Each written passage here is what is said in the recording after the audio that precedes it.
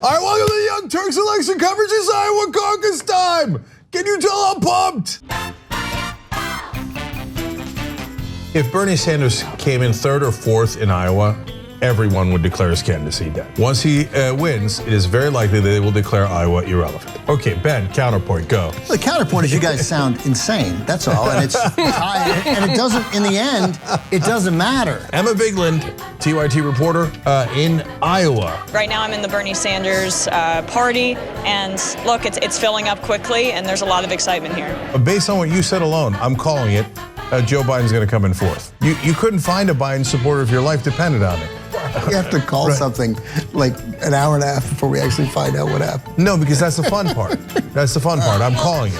Cenk, I'll interrupt you there. I'll interrupt you just because I did go to a Biden event yesterday, and it was packed. You should get a bonus for just interrupting a conversation with Cenk to tell him that he was wrong. That's fabulous, and God bless you for your willingness to do that. The New York Times has their meter up again as who's most likely to win. That was a little bit legendary on the night of 2016 when Trump won. Somebody should make a video of that. Yeah, I believe they have, Ben. I got news for you. One quick comment for you guys. CDN Norseman and Dog Dad writes, I will donate $10 to tyt.com/go if Chris Matthews does not cry or look like he has been crying when they put his face on the screen at MSNBC. So he's even more specific. What are we betting? Not gonna cry. What are we betting? I love the idea of going back to like a one shot of Chris Matthews and his eyes are puffy and red. Yeah. You could tell like they forced him to get back on air. I will cry. I will literally cry. I'm not even kidding. I have no interest in Chris Matthews crying or anything like that. I'm not saying this is the same thing, but how frustrated have we been at the video montages of us crying on election night, where literally no one is crying. They're it's like Michael Scott. They're looking at a face and they can't tell what emotion is being portrayed. One of the reasons why I support Elizabeth Warren is, one, I think she'd be a better president. And I think she has a chance to bring factions of the party together without the warring that is about to happen if Bernie Sanders emerges as the frontrunner.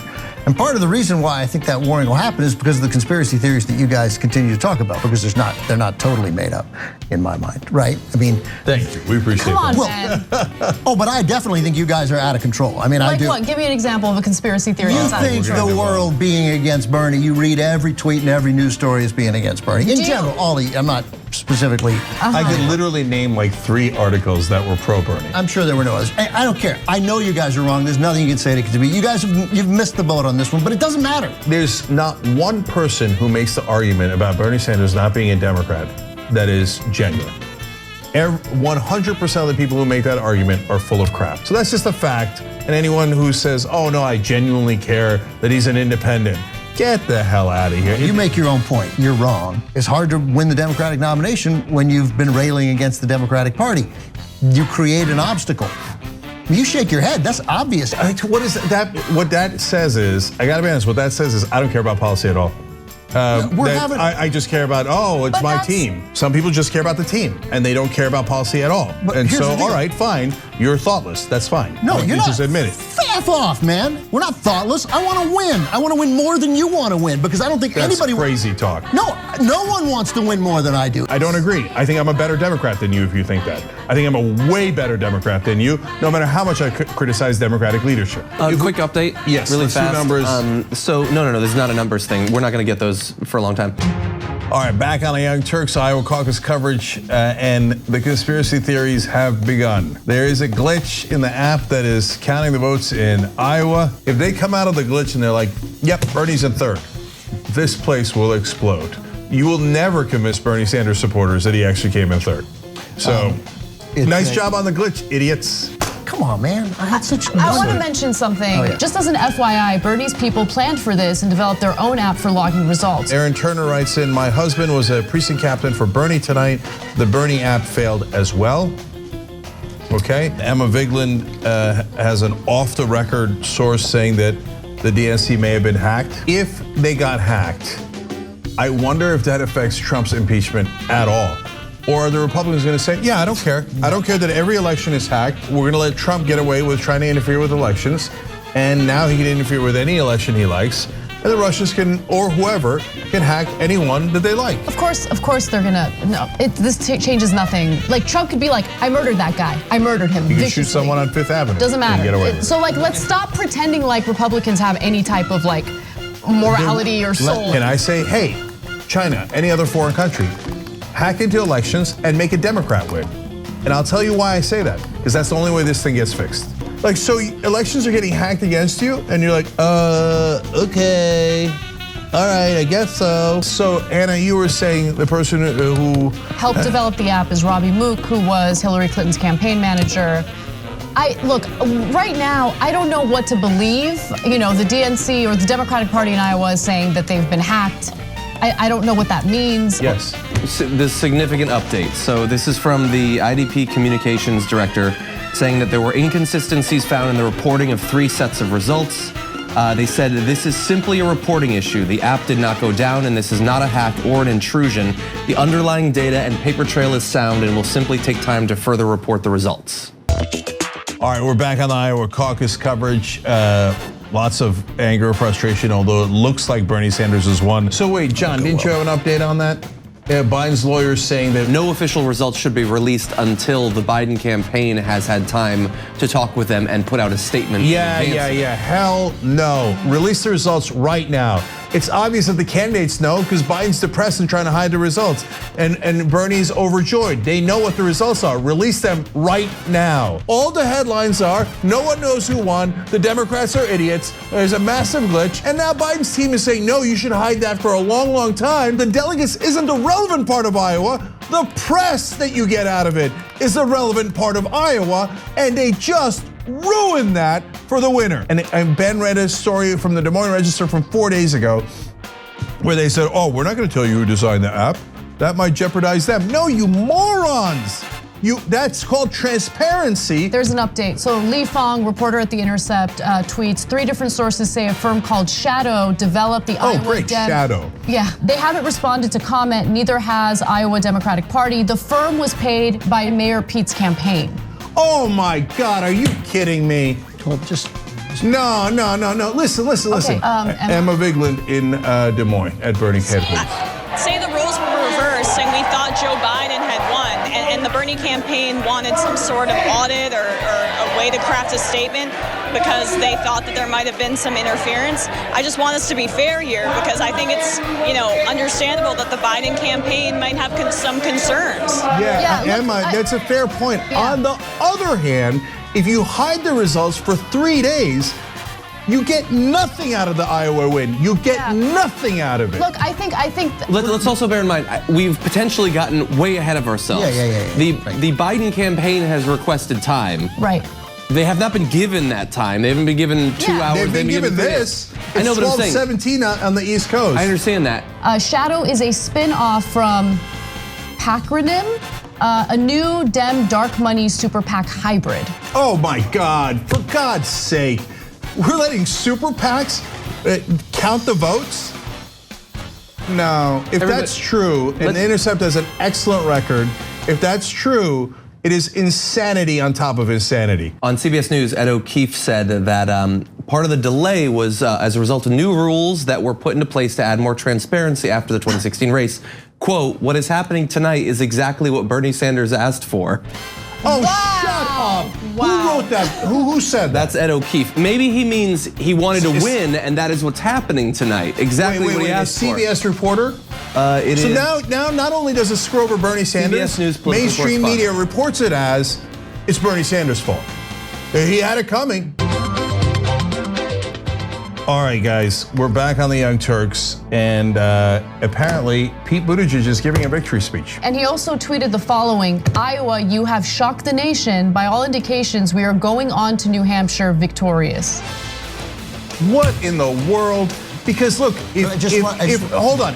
If Buttigieg didn't win, it is a smart political strategy and horribly devious. Because what you do is, hey, the Democrats aren't announcing who won. I'll announce I won, I'll get all the positive press coverage, and then to the person who won. But now, since they created a giant mess, if Bernie won by 3 points, let alone 0.3, let alone 0.03, they're going to say, it was a mess and it was a tie. I got you. I know. See, again, you see everything under the prism of how Bernie gets screwed. That's true. Because he does every time. All right, I think that's a ridiculous thing to say about everything. I think you sound like an idiot. But you got it. You think I sound like an idiot. So I do. Well, you're mistaken. Okay. Yeah. But obviously narratives matter, the media matters, but the math is what fundamentally determines who wins. So we also have to bear that in mind at the same time. Yes. But it affects the votes in the future state. I understand the that, narrative affects the math in the future state. It shouldn't. That's Who cares about it? Shouldn't. Who cares? John, you know we live on this planet. What do we do on the show but push for the world that we think we should have? So I'm always going to point to the data and try to push people in that direction. It's futile. People are fundamentally irrational, but I'm going to try. If Buttigieg didn't actually win tonight, and he said he won, because he did. He said he won. If he didn't win tonight, he's the cheesiest, biggest liar there is. Going around saying that you were victorious when you didn't win. Will the rest of the media call him out on it? No way. he didn't say we won. He said we emerged victorious. Oh, come on, Ben. And then Ana Navarro and all the people in the Give me the goddamn point. Who gives a crap about Ana Navarro? Because that's what determines the rest of the election. Ana Navarro? Yes. He gave a She's victory representative. speech, Ben. She's Like, symbolic. He gave a victory speech at 12:30. Bernie gave a victory speech. It was the same. That wasn't a victory speech. First of all, we didn't hear Pete Buttigieg's speech. Secondly, Bernie's speech was a victory speech. That sounded like a victory speech. Bernie talked about the same stuff he talks about when he's campaigning. That's what he does all the time. Look at this mess. Look at this mess. All right. Congratulations, Anyway, look, the point Democratic that I Party. was trying to make, like, he didn't So, say he in other won. words, almost certainly Buttigieg did not win. That's right. That's what I think. That Buttigieg, or he certainly has no idea that he won.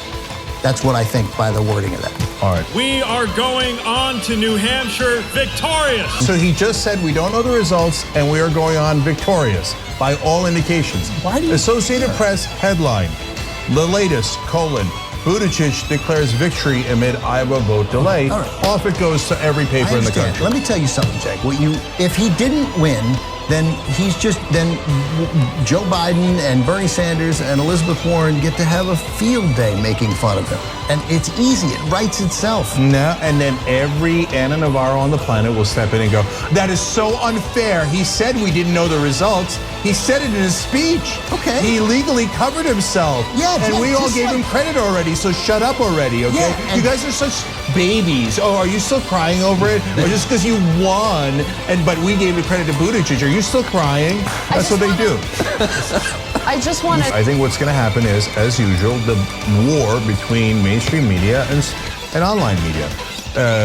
Online media is going to launch 1,000 memes. In fact, Anna just showed me one. Couple interesting facts. One was that the percentage of the caucus-going group that was the youngest age demographic was up compared to previous cycles. That's good news for Bernie. That's good news. Also fairly good news for Pete. Probably why they did well. No, he actually does terrible among young voters. He does it much better in tricking older voters into thinking that he's substantive. If you like your tax cuts for the rich and you don't want too much change, you might really like Buttigieg. He's smart. He will be a very effective conservative Democrat.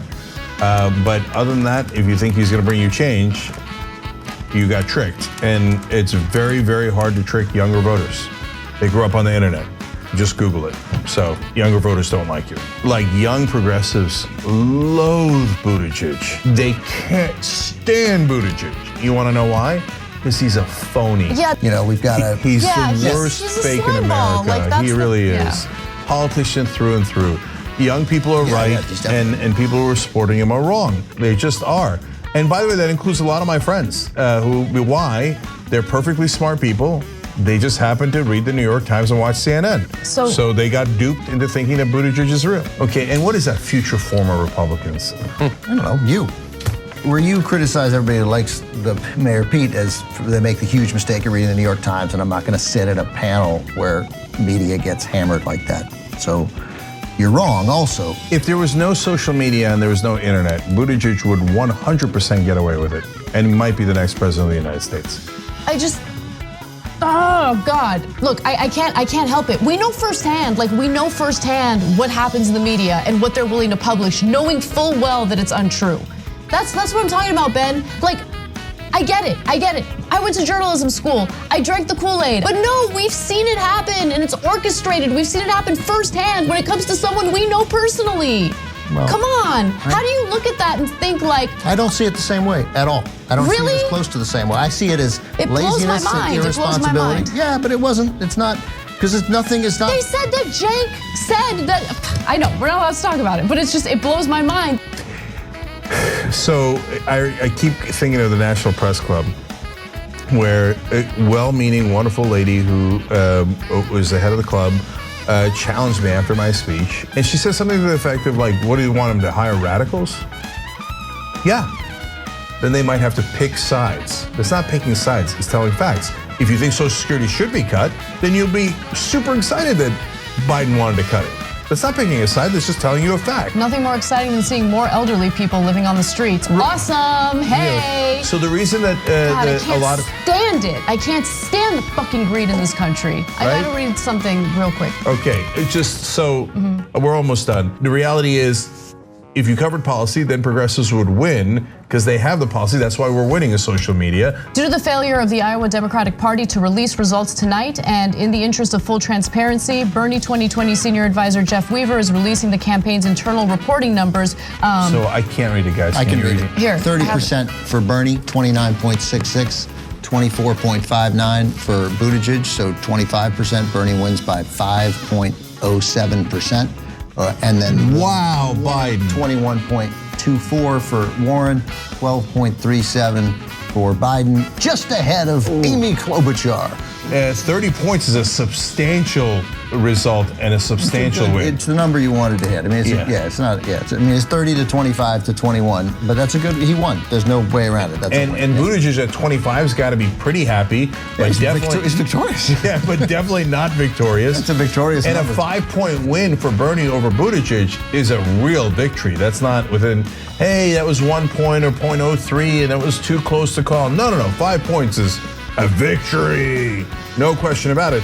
Thank you for making this show possible. It's not an exaggeration when I say we could not do it without you. We'll give you more details of that soon. Jay and I, we did it without them for like years. There's literally no one listening. So yeah. And Najud Al-Malis writes in on Twitter, man, I want Ben on TYT more. He makes the show. And let's relax. Okay? Star Trek Kev writes in, I hope we get to hear from Emma soon. You're a member, so your wish is our command. By the way, tyt.com/join to become a member and support independent media, support homo progressives, and get all of our programming anytime you want.